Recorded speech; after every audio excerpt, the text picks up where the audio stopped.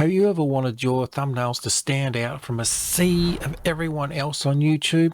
Well, I've got this one trick. It's so simple and clever. You'll want to do this for every thumbnail that you produce from here on in. G'day, this is Morningstar Better Thumbnails, and I am all about supporting Christian creators in getting not great thumbnails, but getting them better. Now, if you're wondering what program I'm using today, it's Pixlr E. I find Pixlr E just a little bit better because it's got more tools and I can do more. You could say it's the poor man's Photoshop. Okay, so how do we do this little trick? And whoa, sorry, that's probably a little bit scary, but now to get this trick to work, we're going to have to do a little bit of work, but it's not much. It's actually quite simple. So we create two layers. So we click on the layer we want to duplicate. We go down here, it says duplicate. We click it. Now we've got a copy. I'm going to call this one bottom layer. Imaginative, I know. So let's drag that to the bottom. So now we have top layer and bottom layer. I told you this was simple. Now I think they got the positioning right. So we got the top layer, we're going to lock. We're going to get the bottom layer, we're going to lock.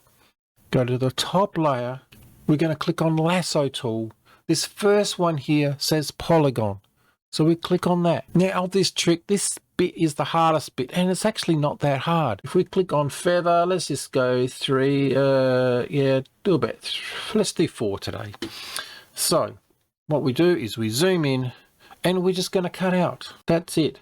Now, the tricky thing is here, we're just going to go around. Now this is the top layer, make sure this is the top layer. And we just click, click. Now don't double click, because it will undo everything you've done and you'll have to start all over again. I'm going to speed this up so you don't have to put up with it. Catch you in a sec.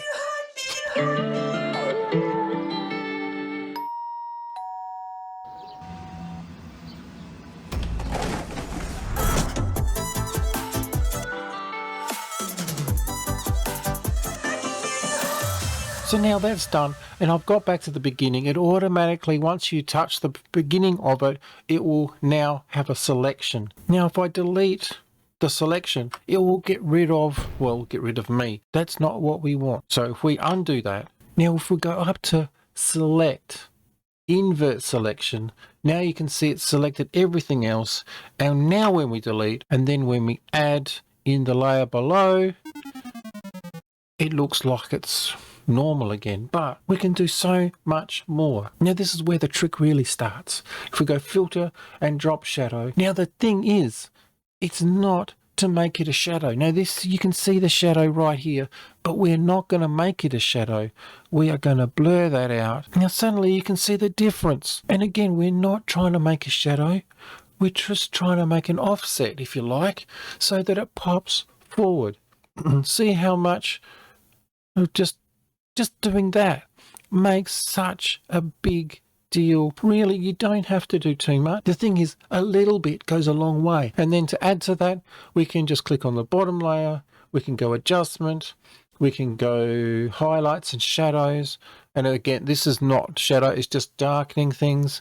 And now you can make it darker.